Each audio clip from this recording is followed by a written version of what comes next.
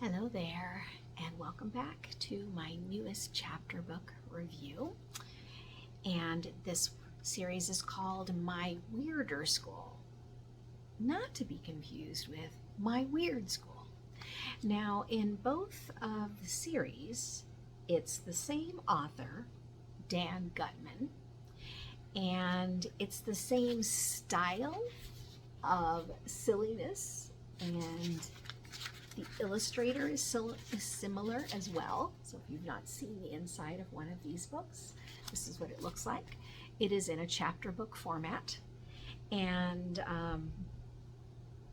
it's centered around, in this one, I believe he is in third grade, and in My Weird School, the main character is in the second grade. So let's take a look. It is a book that can be purchased at one of your scholastic book fairs. It of course is available at libraries, bookstores, and that sort of thing. It is part of a series, so there are more than 20 books in this series. So again, if this is a book that it's of interest to your child, it's great because now you've got it locked down as a series for at least about 3-4 months, right? Just depending on how fast your reader reads and how much time you take to really make sure that they are understanding what they're reading, right? This is geared towards 1st through 4th grade, but what I find to be interesting about chapter books, and this is why I decided to do this series on reviews, is that while it may say that it's geared to 1st to 4th graders, that's such a wide range, right? And also, and this is especially what I learned in my experiences as a 3rd grade teacher this year, just because a child can read a word does not mean that they understand what the word means. And so much of that comes back to how much exposure have they gotten to language and vocabulary, how familiar are they with how prefixes and suffixes work, and all of these things really are the building blocks for being able to get at why we are having so much trouble with literacy currently in the United States. So let's talk a little bit about how it's structured.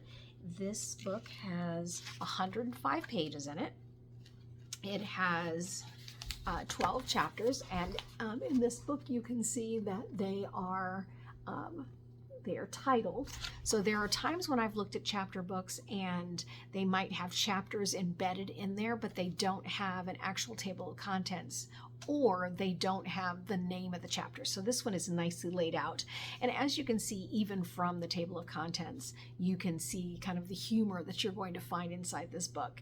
Chapter 1's Career Day. Chapter 2, Mrs. Lilly Has to Go. Chapter 3, How to Grab Somebody's Eyeballs. Chapter 4, Digging Up Dirt. Chapter 5, Miss LaGrange is Strange. So again, it's just a level of silliness that's going on.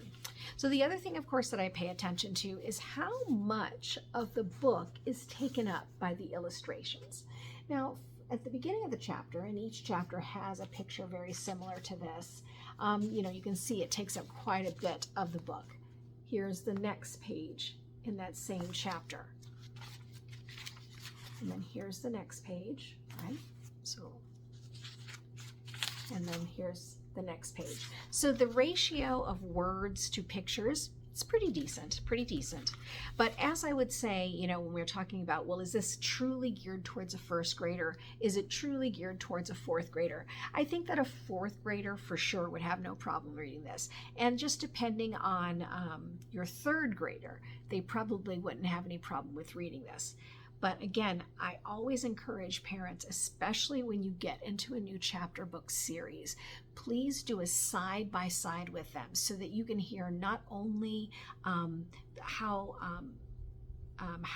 they're reading the words, whether they're reading them fluently, are they sounding out the words correctly, and then you really do have a sense of whether or not your child actually is understanding what it is that they're reading. And it's not something to be ashamed of or frightened of, but it's something where I think we have to kind of come back to this mindset of children when they are little, they are reading they're not reading, but you're pointing to things and you're telling them what it is. It's a very concrete kind of relationship. Like if I keep pointing to this lamp, when you say lamp, you know what a lamp means. Well, when you start building in phonograms, what happens is now a child can read so many words and have no idea of what it is that they're reading. So let me give you an example. On this page right here, gonna, weird, gross. Well, first of all, gross, like that could go gross or gross, right? So you have to really, again, make sure that they, A, are saying the word correctly, and B, they probably do understand what the word gross means, but just checking in from time to time, like, I wonder what that word means. And so as always, and you've heard this in every single video, have a dictionary nearby. Have a dictionary nearby. I know it's good to fun and say, Alexa, what does this word mean? But I think also there's something about finding that word in the dictionary, acquiring that word for yourself, and then it really just gets embedded into the mind of the child. So anyway, this story is called Mrs. Lilly is Silly. And here's the synopsis. It's career day at elementary school, and as they spell it as E-L-L-A, Ella, Mentary is a second word, elementary school.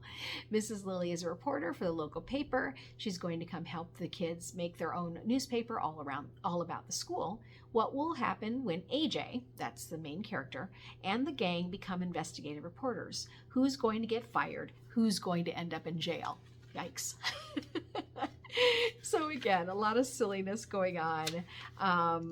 And again, like if this is a book that would be interesting to your child, I would just say, and this is what I find in a lot of chapter books, you're writing this, the author is writing that chapter book, but he's not thinking of like, oh, is this a third grade level book, a third grade level word? Is this a second grade level word? That's not the mindset, because let me just tell you something. So I write a lot of curriculum as well. And when I am writing a story, it is very difficult to make sure that there's nothing in that story that isn't a word that a young elementary school child has heard of before. It's very hard to move a story along without using words that are a little bit more high level for your reader. So anyway, what I like about the book is that it is it's based on a child that is around the age of the child that would be reading this book. So I do love that. I do love the interactions between siblings and also between other classmates. Although I would say, a parent, not wanting to overstep parenting rules, if you don't like where they're kind of teasing or making fun of someone, again, you would want to be in the conversation with this book and talking about like what's appropriate. This is silly, and you might even see this at school. Is this something that we normally do with our friends and that sort of thing? So you might want to have a heads up about that as well. But all in all, I would say this is a really fun series.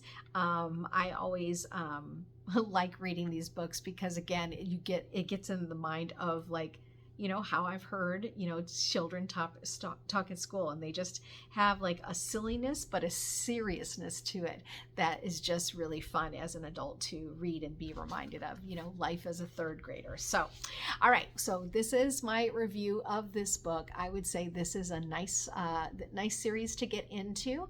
Again, it is called My Weirder School, and there is a chapter book, a series that comes before this called My Weird School. I don't think it matters if you read this one versus that one, but I think this one is for, the AJ as a third grader, whereas My Weird School is AJ as a second grader. And so correct me down in the comments if I have mixed that up a little bit. So anyway, if you have any other books you would like me to review, please make sure and put it down in the comments, and I will see you next time.